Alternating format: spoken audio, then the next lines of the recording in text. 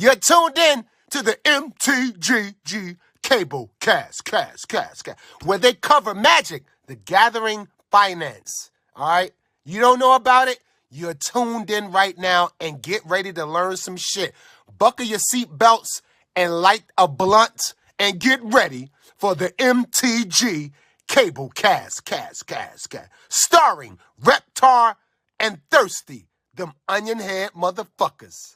Alrighty, guys, welcome to the newest episode of the Cabal Cast, and tonight we're bringing you something that was really, really timely when we decided to make it a thing, but now has kind of settled down and people have forgotten about it. So, with the gift of a little bit of hindsight, we are going to be talking about our thoughts on what the regional championships, I have to remember what RC stands for, what that rotation being primarily driven by standard now means, how we feel about that, as well as some other factors that may impact it financially. So with that, let's take it away. Yep. So I think like a month, maybe a month and a half ago, WotC gave us the RCQ schedule for the tail end of 2024 and the entirety of 2025.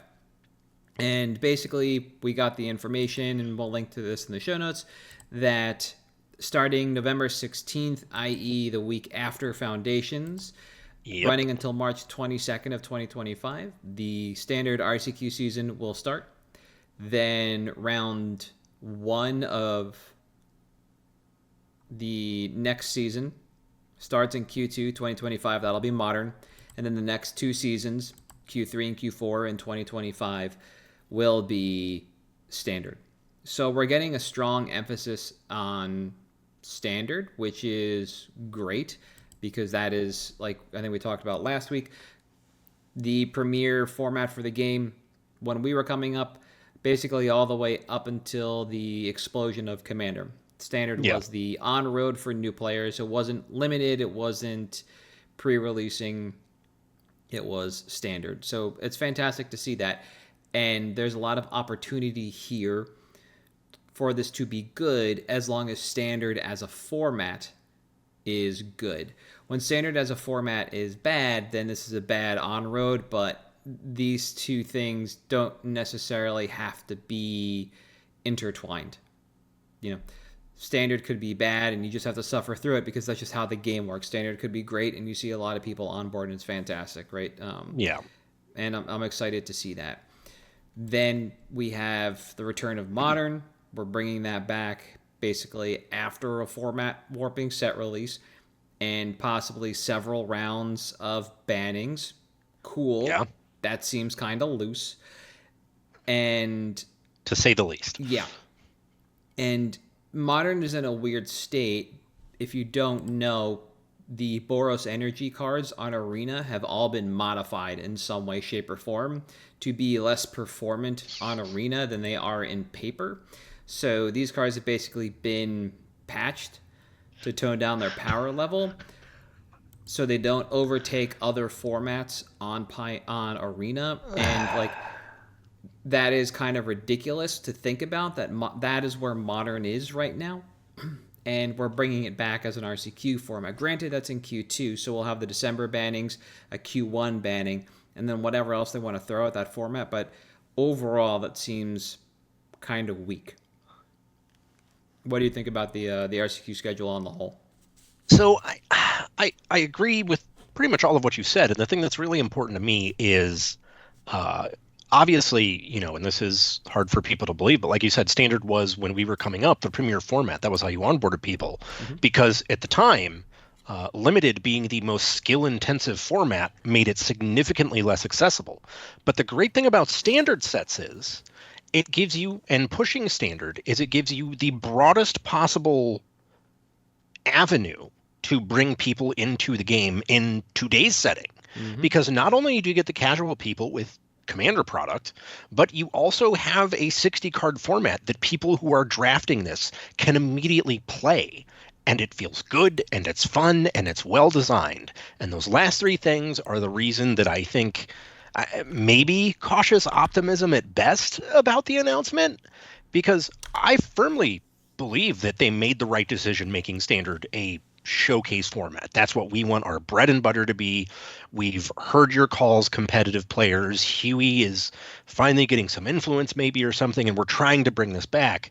I just wish that it hadn't also coincided with them saying we're also making all products standard legal, or all the main sets standard legal next year, because at that point, all right, I don't trust you to design this well.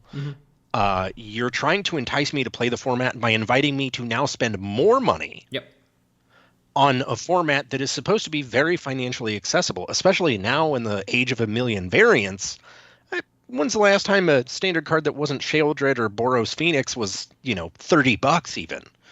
It's more affordable than ever. To me, that is not a way that meaningfully reinforces the format, because by making this announcement about the RCs, you are acknowledging an entire competitive sector of your customer base as being someone that is, hey, we want to try to capture this dynamic, these competitive players. The best way to do that is to actually support the damn format and support the damn Pro Tour in a way that matters. Yeah. And once that's done, I will say this announcement was good. But for now, at most, I can say cautious optimism. I'm just not ready to trust that Wizards. I mean, hell, we just had our first good standard in about how long? And when was the last time we had a great standard? And they drop one set a year for Modern, and it manages to completely redefine the format every time. I mean, I don't see how that is going to draw people in for Standard. So I like the announcement of the schedule because I like the transparency. I like knowing that they're showing in some ways they are committed to Standard and making it a premier format. I would just love to see them put their money where their mouth is and be like, hey, you know what? We're going to reinvest this in the pro scene. Here you go.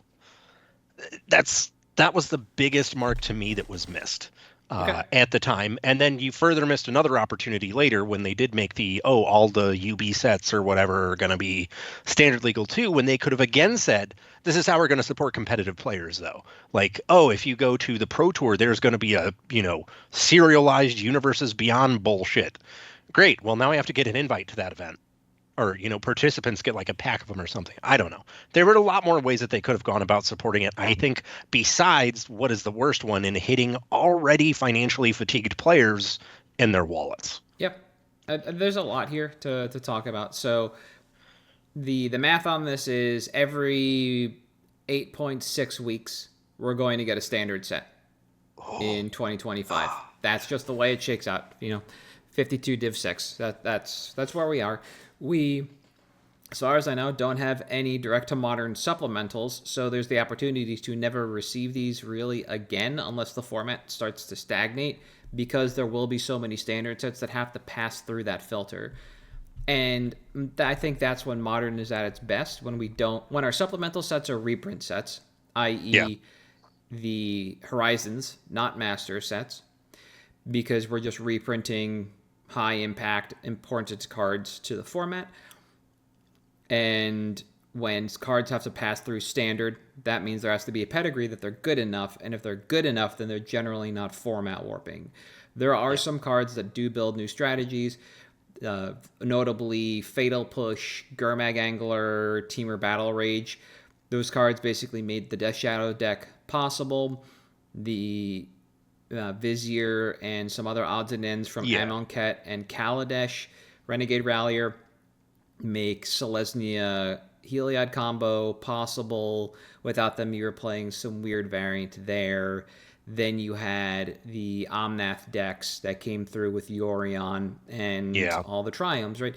These cards did reshape Modern in a very meaningful way, but inside the Omnath deck, this is probably the clearest insight we have. That deck was good, but if it didn't have Solitude, and it didn't have Endurance, and it didn't have Fury from Modern Horizons 2, that deck probably would never have been as good as it was. No. And to make sure that those packs still sold, they banned Yorion, which is fine, and left the Elementals, eventually culling Fury from that list. Yeah. Right? So the Omnath deck was there, but it wasn't as good without the Elementals. So maybe now that we have to have standard sets filter into Modern and create that ecosystem, we'll see a much better version of that format. And Yeah. I'm excited for that part of it. The fatigue that comes with a standard set every 8 to 9 weeks is going to be real, because while there will be finally an end to spoiler season, there's going to be a Pro Tour somewhere in there as well. Yeah. So it's going to basically be Pro Tour into spoiler season for the Yeah. next set, pre-release, catch your breath, Pro Tour, spoiler season, etc. And that's fine. That's just going to be the new cycle. We were in kind of a 6-set release for a while. They just were like these weird, unnecessarily expensive supplementals compared to standard sets. Yeah. So while the wallet fatigue is real and getting punched in the wallet is never fun, especially repeatedly, when you can get twice or maybe just 1.5 times the product for the same cost, it might be a lot easier on the players at the end of the day. What I think is going to be the weirdest part of this from a financial perspective is, and I have like this entire paragraph written about the removal of Pioneer from the Yeah. RCQ schedule, right? So That's huge. the removal of Pioneer is either to create an oscillating year-by-year RCQ mix of formats, or they're just pulling it back because Pioneer seemed to become a really miserable format to engage with. Players just stopped resonating with that format. It was effectively the same format for years on end, with little to no meaningful change until Lost Caverns and then subsequent bannings because of the Amalia combo deck from Lost Caverns, and bringing it back in-house for investigation and testing before it becomes an RCQ format again does sound like a boon for players, but it's a huge loss for vendors because you're just sitting on product that's going to be worth nothing soon, and you don't know if it's coming back.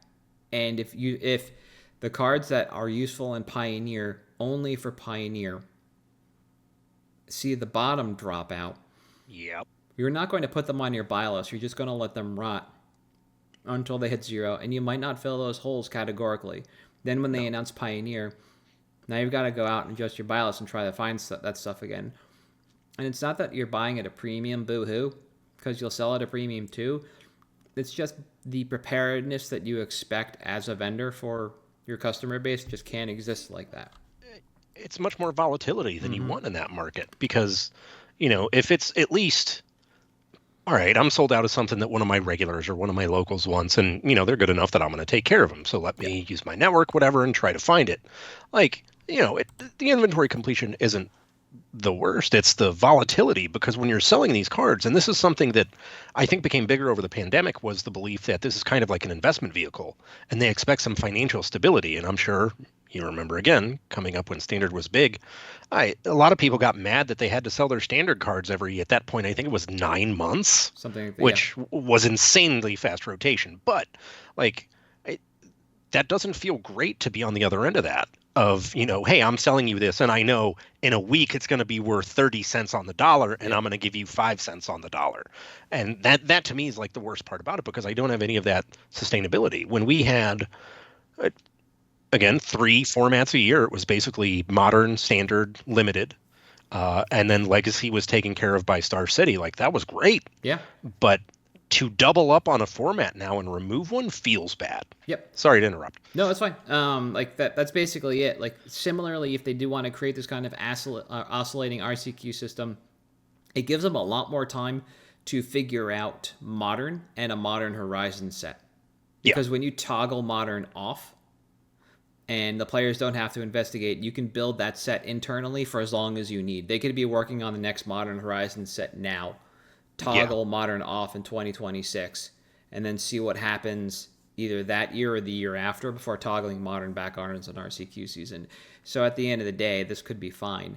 Basically, my doom and gloom for this entire thing is seeing Pioneer created, like 5-6 years ago as a format, as basically the next constructed format. It looked like it was going to replace Modern. Star City basically removed Modern from their series to promote Pioneer. WotC shifted focus, started pushing out a lot of Pioneer, but calling it the way they are also kind of smacks of the way they called Extended. Yeah. And this It is does. kind of my doom and gloom on this because I thought about it and I was like, there's no way. And then I did a little bit of research on it, and the way they got rid of extended is actually very similar.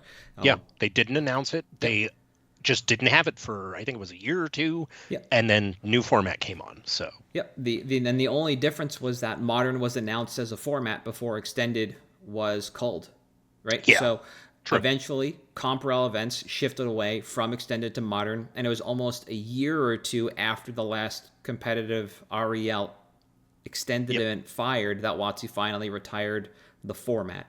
GP Kobe in April 2011 was the last Comp-Rel event, and then 4 months later, in August 2011, Pro Tour Philly was changed from extended to modern, and that was the death knell of extended.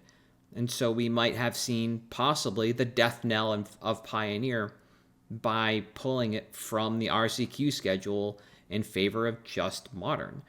Yeah. And like, oh well, you could run two standard, a modern, and a Pioneer. You absolutely could do that. But if memory serves, that's not the way the PTs were either. It was 3 standards and an older format PT. Yep. That's the way it was because one of the sets was the core. Yeah. Right. So it just didn't Core make set sense. was whatever older format. Yeah, exactly. So it was kind of that way. So the death knell of this format could be what we have in front of us, and that's kind of my doom and gloom on this overall. Otherwise, I think this is a perfectly fine announcement because I would like to see a meaningful return to standard. I would like to see a meaningful reason to engage with these products. I don't care what kind of skin they have on them.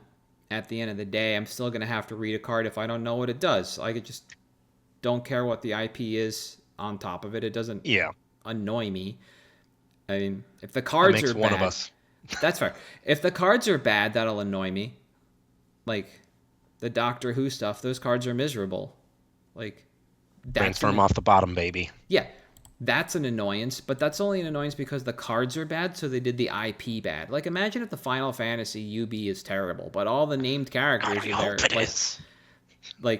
And all the named characters are there. Like, some people are only going to care about one or the other. They won't necessarily care about both. So yeah, they just want Cloud or Sephiroth to be good, and like, all right, but if they're not, that's awful because now you have this entire fan base you tried to engage with mad at you.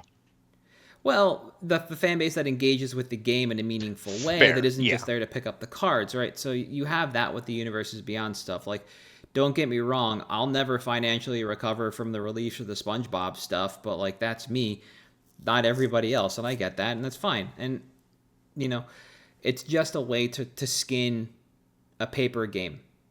You know, in the digital only clients, that stuff will be there, and it'll just as easy. And it just lets people play the game in a way they want to that's meaningful. You know, here's your altered card. Yeah, they're just doing this is what you get. Congrats. Yeah, exactly. They're just doing the legwork for you, and that's fine. Like, who cares?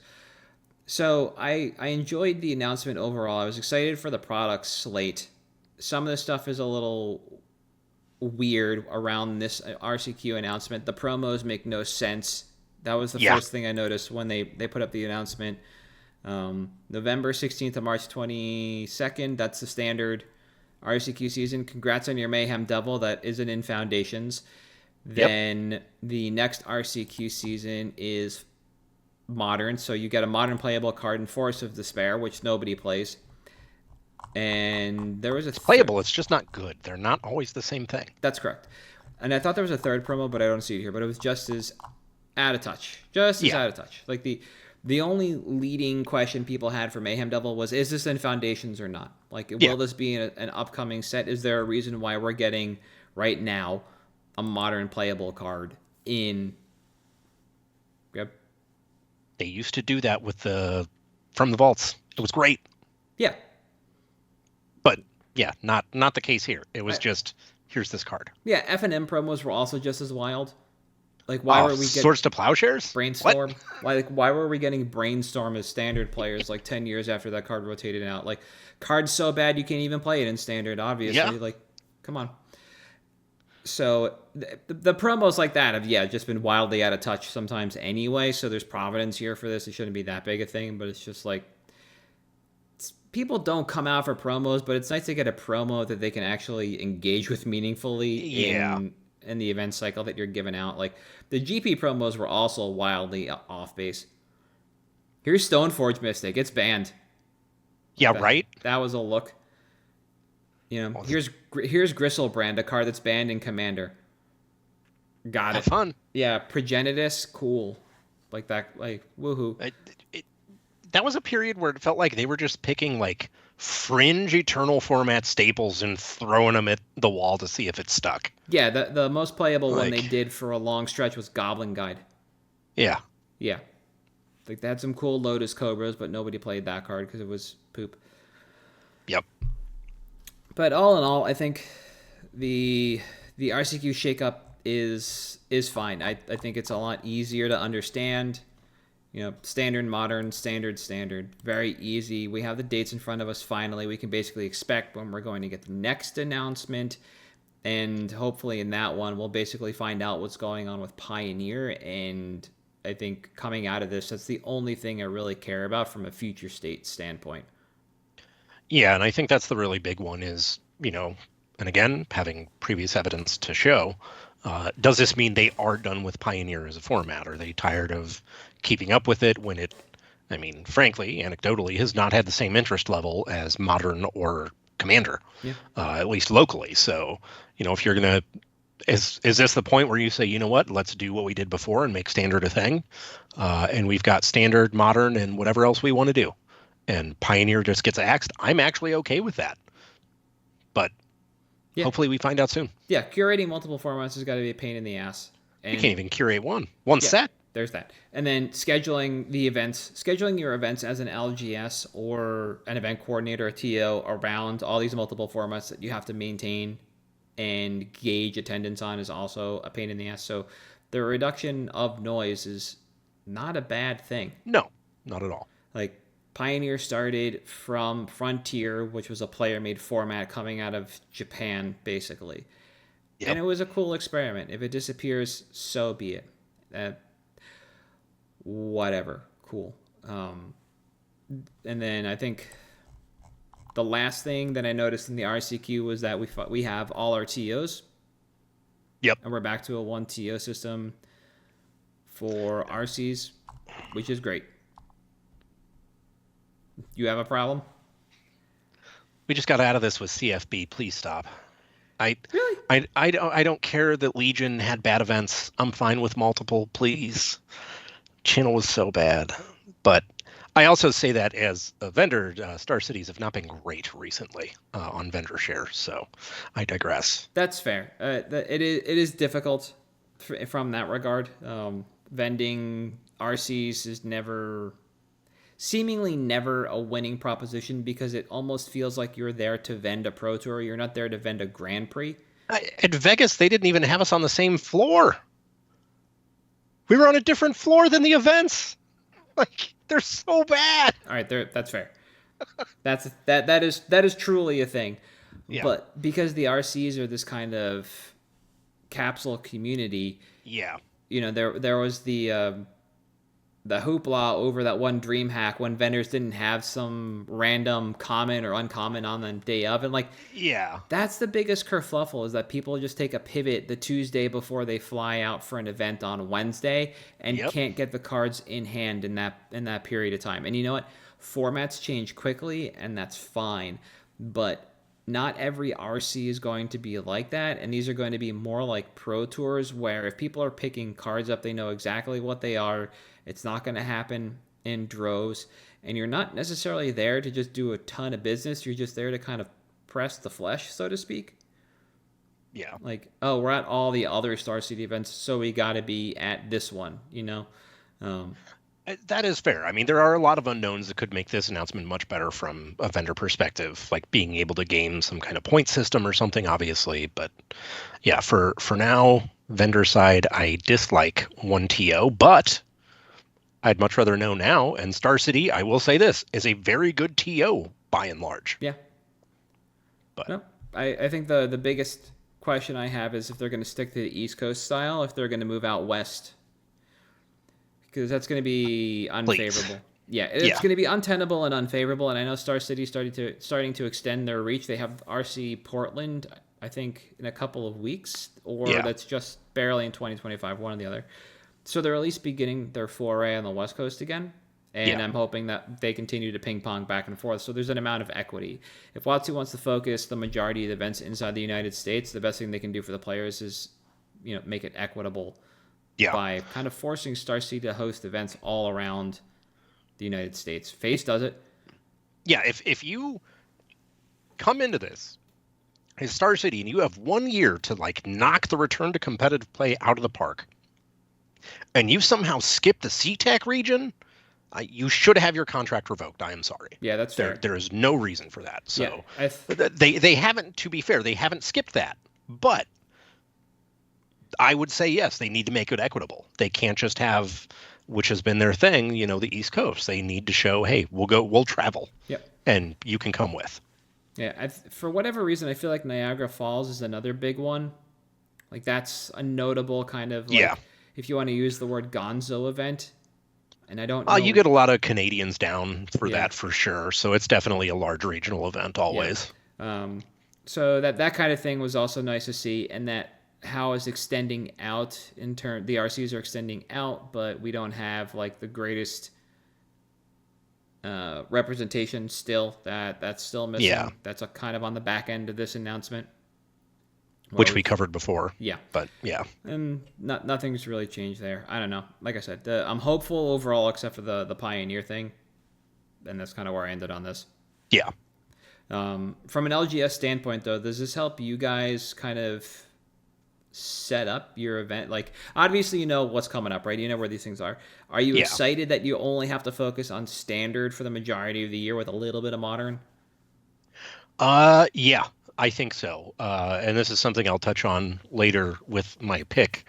I think this focus on standard is something that hasn't seen any recent light of day in Magic. It's a lot easier for an LGS to do well when it only has to focus on standard and obviously EDH. Can primarily focus on standard because it gives you that stability. I know for the next year, basically, I'll always sell modern because that's our local format, but I'll be able to sell standard. So now I can actually make money off of those cards that, just end up thrown in boxes because there's no standard cards worth any money anymore. But I think it's easier that it makes it a little bit nicer for scheduling. It is kind of like I touched on, though, a little harder because now, my fiscal quarter, outside of maybe a surprise modern drop, is entirely dependent on their ability to design standard sets. And that doesn't feel great. Got it. Because, frankly, our best-selling products from every set are the commander decks. We're not moving cases of boosters like we used to. And that is a little bit terrifying to see, is that now, okay, can I afford to be a little bit more aggressive on my first order when I don't know how the set's actually going to look? It looks like it's not going to have a lot of impact, but is there a card like Oko in it that got missed and all of a sudden thrown boxes are nowhere to be found and they're worth twice as much as they were? But anyways, okay. It just makes it a little bit harder because as an LGS, we've been burned so much by Wizards of the Coast that it's hard to necessarily, kind of like I touched on the beginning, you did the bare minimum. Now you need to do a little bit more for me to actually trust that you know what you're doing. But, even speaking to some of the other old heads in the area, it was very much like, if they want to get it back to how it was, this is a start. Yeah. And sure. I think that's one of the really important things is that up until this point, I don't feel like Hasbro has really done anything but consider immediate shareholder return instead of, okay, how can we actually get some longevity out of this as a stable investment? Got it. Because then, we can use it as a stable cash cow instead of, oh shit, print more Lord of the Rings cash cow. Okay. It's something I was thinking about as you were talking was we used to have all these, that makes it sound like it was forever ago. It was in Magic time. Well, they still have the idea of the open house and the game day. Yeah. But it used to be more focused on actually playing standard in the store. Now it's moved, I think the Duskmorn or maybe the Foundation ones was meant to be Commander instead. You were supposed to do the kind of gate crash thing where you like, yeah, it was for Duskmorn, where you like going through the haunted house during the event, but that was based on Commander. If there's a push for Standard, does that mean that you're more interested in having some of those ancillary events if they are Standard, or would you still rather focus more on Commander events? So we're still running them. It is something that, I mean, look, I'll be frank, we're not supposed to say this because it's not something you do. There's so many stores that host those events for the promos, and nobody fucking shows up. Yep. Yeah. But I will say, one email that they sent out recently that I thought was actually kind of cool was tips. It was sent out just ahead of Duskmorn, and it was basically them saying, here's some things you can try to do with this event to transfer some of these players into Foundation's pre-release players. Oh, okay. That is something new.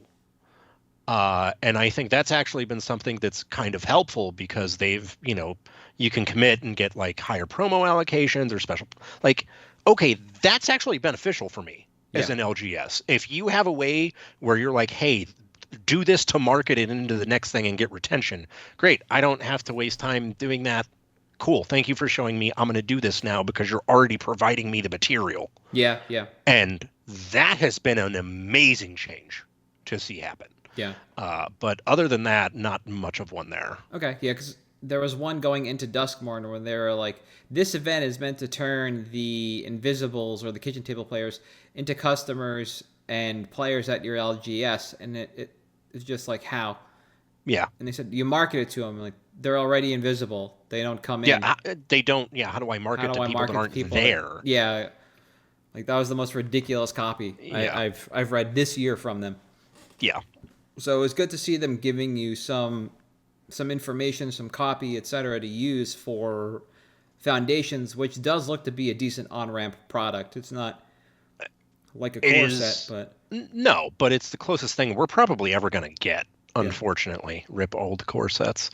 Mm-hmm. But yeah, I think that honestly, Foundations is the product as an LGS owner I've been most excited about in probably like 10 years. Okay. Because like, oh great, now I finally have like that uncomplicated, like, for those of you who have also been in this game forever, if you remember when Starter came out and everyone was like, these rules are so dumb. Mm-hmm.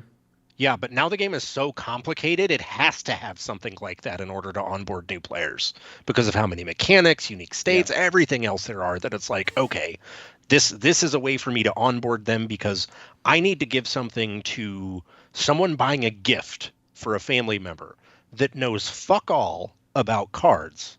And I have to be able to say, well, this is how you're going to want to start, as well as a commander deck, so that they can figure it out, or if they look more competitive, whatever the case is. Yep. Having that on-ramp is important, and that's something that I think the integration of Foundations as like this standard flagship, this is evergreen, it's eternally standard legal, with the focus to standard has been good. But one of the first times recently, this is, I guess, a set and a half release now, that I feel like they've done right by the LGS. Okay. That's interesting here too. And then, as the product is meant to be, it's the foundation, pun intended, for upcoming standards. So if your core is good, your foundation is good, then there's the opportunity for standard to be good, and that's kind of where we're hoping things shake out. Especially with the standard RCQ season starting like literally the week after Foundation's pre-release. That's the only thing about this that worries me. It doesn't doom and gloom, but it is a very quick turnaround on the RCQ season after Worlds and a brand new set. I would have liked a couple more weeks leeway, especially when, as mentioned, the majority of the RCQs and RCs are going to happen in North America, and putting them so close to the holidays is going to be difficult. Not a lot of people are going to be able to come out. All these events are going to be shaped weird in regards to the player base. They're going to be attended oddly. So why not just give us a breather until the end of the year and then actually sync the RCQ schedule with realistic quarters, fiscal quarters in a year. Why are we still doing this like Dr. Seuss Yeah, fucking schedule? I'll never get that. that's fair. Like this was an opportunity to reset the schedule into something meaningful and give us a little bit of time to figure out standard before just jumping into it. But like, whatever. This is what would happen anyway when it comes to standard play. Like you have the week and then that's it. So it's like it's not that far off base. Shota needs more Pro Tour wins. That's what this is for. That's fair. Yeah, that man can turn around standard information very quickly. Yeah. All right. Anything before I move into picks then? No, and I'll start because Yes. I have kind of a weird one, and I mentioned I'd come back to it later in the episode. So my pick is Bulk. And for those of you that are wondering what that logo is, if you know, you know. Now, what I mean by this is we basically have to find a way to make the game meaningful affordably for people. And I think this means less engagement with sealed product and more engagement with bulk. Mm-hmm. So the reason I call out bulk as something here is it's something you may want to start paying a little bit more attention to when you're taking it in. There are so many cards now that just qualify as bulk in general. If your bulk number is even $1, it's like at least half of every standard set right now. But as people start to get onboarded, if this takes off, hey, they're going to want those quarter rares that do something really cool. Oh, Frost Titan means his Sarah Angel doesn't untap? Fine, I'll do that. That was probably the oldest thing I've ever said on this podcast. Anyways, it's something that I think is going to be more important for stores to have. The aspect of inventory completion, of sorting, of organization is so much more important now as this game gets more affordable because we're in the age of a million printings of everything. That, you know what? Hey, there may be 20 Mystic Remoras in a bulk bin from when it got reprinted in 6 new arts. Pay attention to that sometimes. Try to look back through it, keep it organized, something, because it is, as things get harder and harder, as sealed gets harder and harder to move. And I know Wizard said MSRP is back, but nobody gives a shit about MSRP. It doesn't matter. So it's something you need to start thinking about because this is an onboarding period for people, which if standard is a showcase, again, that's how we're onboarding. Let's get them good-ish decks affordably, or try to find ways to monetize bulk lots. Things aren't exactly looking great in most areas financially with Magic. Obviously, we're heading into the holidays, so there's a little bit of a lull, and you should naturally be focusing on moving bulk more this time of year anyways. But it was just something that I wanted to call out because, hey, there were, I think, of our picks from Dusk Haven, 3 of the 6 that we called out went above bulk from the time we picked them. Bloomburrow or Dusk? Or Gloomborough. Sorry, Gloomborough. Yeah. And that kind of thing is happening. So it merits paying attention to because this is something that, most people would just kind of, okay, what rares sorted out, whatever, cool, I've got it. Bulk this stuff out, get rid of it. It's not worth my time. Point is, that stuff is actually worth your time, and it's something that you really start to appreciate it in LGS because you'll have an employee complain about, oh, God, I just spent 45 minutes pulling that guy's list. Can't believe it. It was the dumbest thing. It was all quarters, blah, blah, blah. It's like, okay, well, yeah, sure. You spent 45 minutes pulling quarters. Well, how much was the order? I'm like, well, $110. I'm like, well, that's, 10 of your hours paid for. And having the ability to do that is massive. Yeah. And I think that's something that, as an LGS, I wanted to point out as pay attention to this stuff, guys. This is the time of year when you can really start to eke some value out there and maybe look into some ways to do that you haven't before. Yep. And it's important to note that there's a lot of stuff that pops up due to competitive play that basically comes, like you mentioned, from bulk into everything. Yeah. A good example in standard, a couple of them, most of the mice in the mono red decks were bulk, might still be bulk, but people want to play that deck. And so for quick and easy sales, you have to comb through that bulk. So yeah, like you said, keeping it organized, knowing where it is, anything better than nothing. Another good one is it's from Duskmorn. We've been calling it Doomsdayman, the Doomsday Excruciator. Yeah. The Bad Doomsday. Yeah, 6/6 for quad 6. or Keen 6. No, Hex 6. Yeah, Hex. Yeah. And that thing is basically still a bulk. It's got like an under $2 price tag. So if you're just cracking the set as a store or making buys, you're going to buy it as bulk. It's a bulk mythic. It just goes somewhere. Well, that is kind of a core tenet of like most of the black decks right now in standard. You're going to need to be able to locate that card. So understanding or having some kind of mapping of your bulk is super important. We're not sitting here asking you to pick quarters against a buy list. No. But just understand effectively what you're not showing at any given time. Yeah. What's back in the storeroom, in the warehouse, whatever. Know what's there. Keep an eye on it. Maybe you do go through it every now and again just to make sure. Pull it all. But yeah, a super useful, super important thing to do.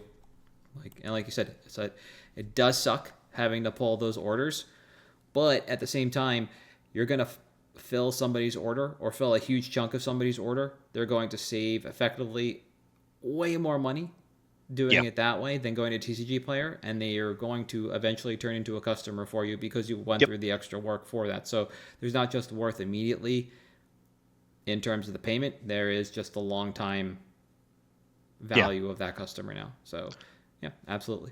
I have literally, the journey to open a store started with what case has the most masterpieces. It's important. Having that completion, it gets you that, all right, well, I want to build a standard deck. Well, whatever, I'm going to the store that has all the standard cards.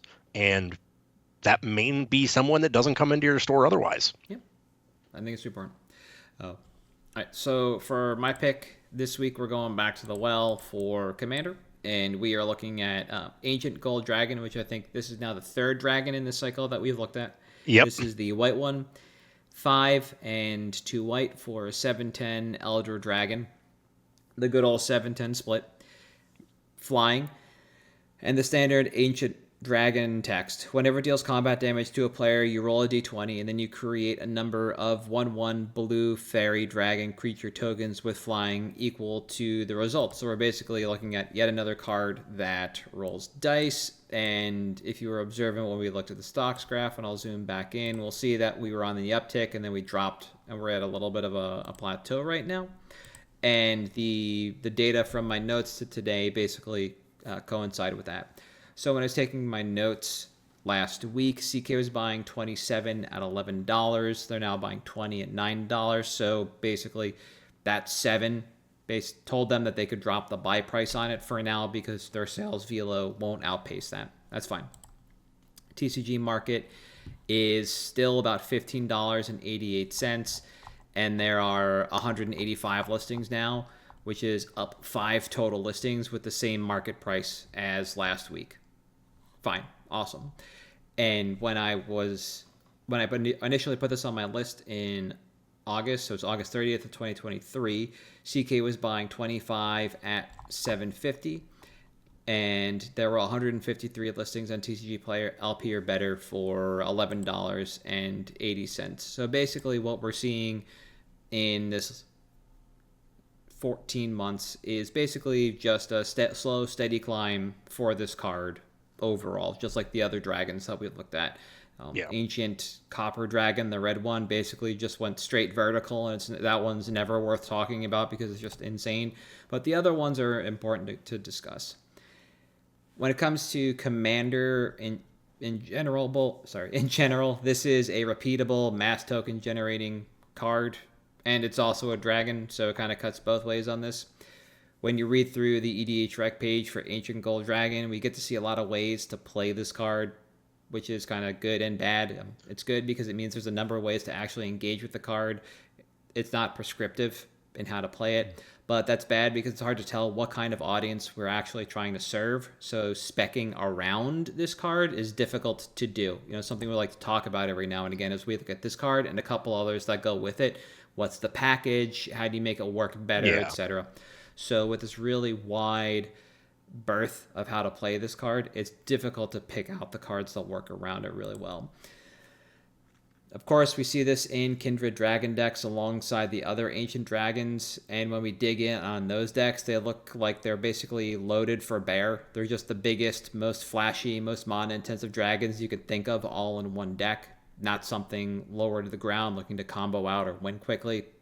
People that play this version of the Dragon deck just want to feel the same way people in Alpha felt casting Shivan Dragon, and you really can't fault them for that at the end of the day. They just want to do something big and powerful and feel like the mage that the original story told you you were, and there's nothing wrong with that. We used to be planeswalkers, damn it. That's fair. Yeah, we always used to be planeswalkers. That was Digging in a little deeper, we can find the tokens-based strategies, and we see similarly casual themes.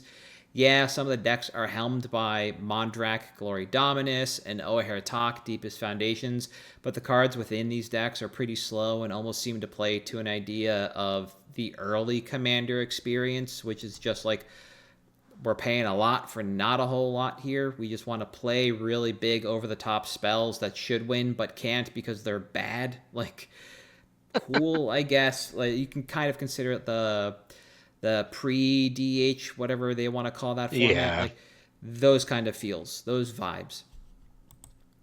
We see Mirari's Wake pulling its weight by largessing your mana for X spells, while White Sun's Twilight and Martial Coup play alongside it. Players are making tokens in large quantities but aren't tied to creature types, so generic pump effects like Mirari's Wake and Intangible Virtue are actually more sought after than something like Coat of Arms. And this goes back to what I said up top, which is just because there's so many ways to play this card, it's difficult to spec around it.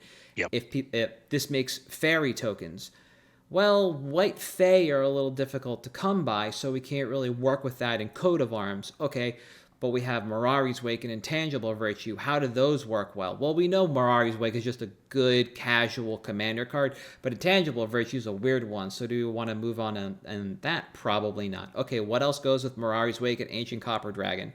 A couple other like mana doubling effects, and that's about it. There's not a lot to work with here, not a lot of meat on the bones, so to speak, but this card just kind of works in these strategies. So Ancient Gold Dragon does play in a number of archetypes, but the versions of these decks are fairly casual and maybe pretty low impact. This does mean that we are looking at a limited segment of the Commander audience, but the represented archetypes are some of the most popular. That's the Kindred Dragon, that's tokens, like this kind of stuff. It's all super popular, so the audience is always there. And I think that's one of the powerful parts about this card. When it comes to the timeline on this, when I was taking my notes, there were only 446 total copies left on TCG Player, selling about 5 copies a day. It's still selling about those 5 copies a day right now when I look back on it, but for some reason on the 4th it sold 12 copies, which is pretty anomalous. I really can't figure out like the sales trends on this card, why it goes up some days to almost double and why it drops to 1, but the average is about 5. On page 1, the largest vendor count was 26 at 1602, and it looks like right now it's 25, down from that 26. And then on page 2, there were 20 near mint at 1661. This is, again, filtering for 50 or more vendors. And after that, there really aren't that many anchors. It's just a lot of 1s through like 6s, which can be a lot for a mythic from Baldur's Gate. But at the end of the day, we're just not seeing like these huge anchors that are going to like hold our price down, which is great. So based on sales versus total copies, Ancient Gold Dragon sells through in about 3 months. But before that happens, we still have to wait for almost 2 months to see even a 10% profit. I don't expect buy lists to really pump up their numbers quickly. I expect this card to be a slow burn for the next few months. Then, by the time the first almost 300 copies sell, this becomes an $18 card, and from there, that's when I expect FOMO to kick in. So we're basically looking at about a 3-month turnaround time on this.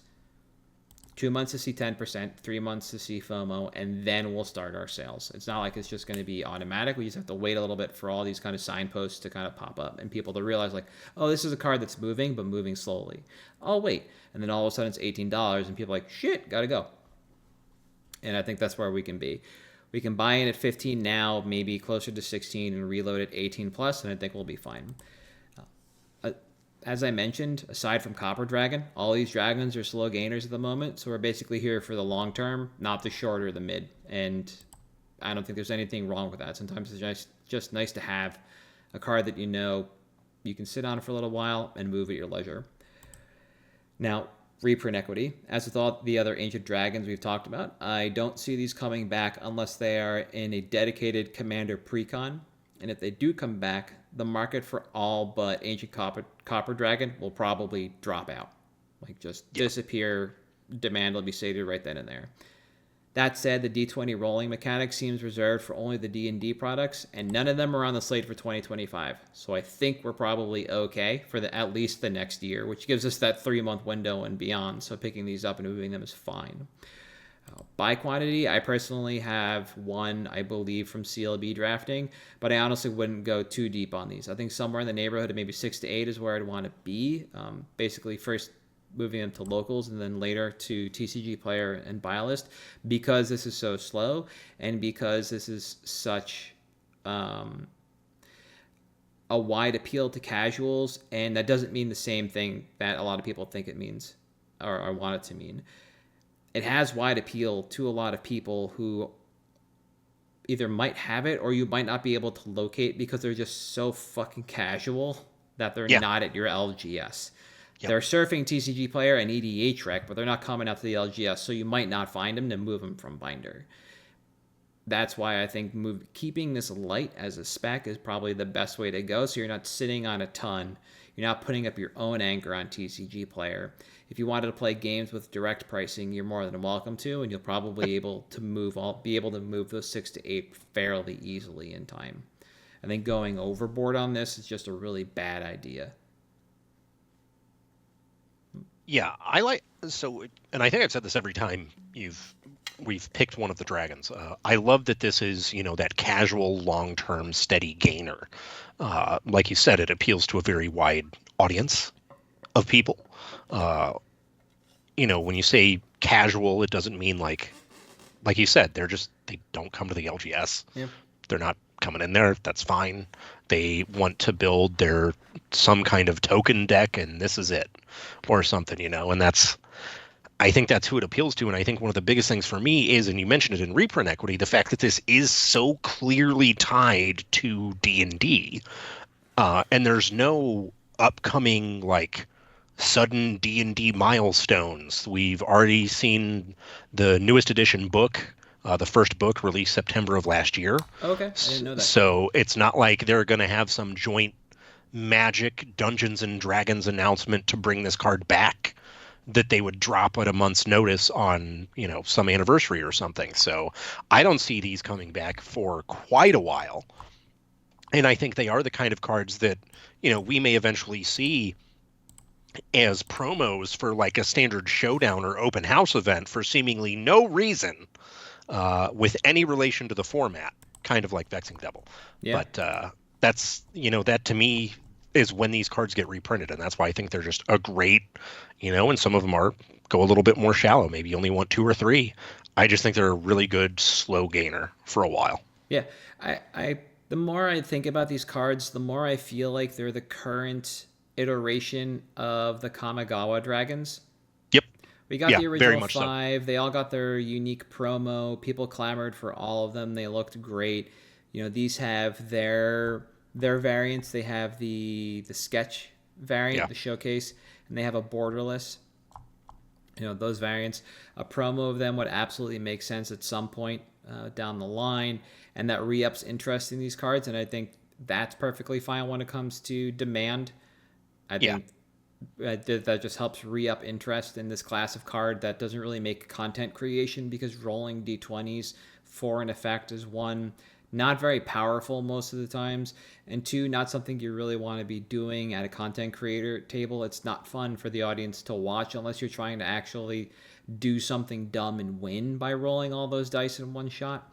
Yeah. So I think a promo is really good for eyes on the card. And at the end of the day, I think these are all, like you said, they're very easily targetable. They're great for cross-marketing too. Mm-hmm. Just because we got the D&D, we already got this year's D&D book doesn't mean next year's or the year after. It couldn't coincide with additional promos for this kind of stuff. And even iteration on these can bring back, can build interest in the originals too. So there's a lot to like in that regard as well. So yeah, that's all stuff that I don't have insight into as somebody who doesn't work at the LGS to know what that kind of cross promotion looks like, or the timing of a D&D book, either just be the story or even an update to the core system. So yeah, that's very good information. So thank you. Yeah. But yeah, that was it. It's just been kind of sitting on my list, and I felt like now is the time, since we had a little bit of a plateau. We stopped our upward movement. There was a little bit of rebound, and I think now's the time to kind of buy in. We can operate again, like I talk about, kind of, I don't want to say in the cover of darkness to make it seem like we're little sneaks around, in we're general. not a cabal. Yeah, but it sells 5 copies a day. If you buy 5 copies, nobody's going to notice. You're not draining supply. Yeah, exactly. So, unless you have anything else, I think that's going to be it for this week, right? That's it. All right. So for at MtG Cabalcast on Twitter, Facebook, Patreon, and YouTube, I am at Halt. I am Reptar. You are Damon _Thurston. And we'll see you next week.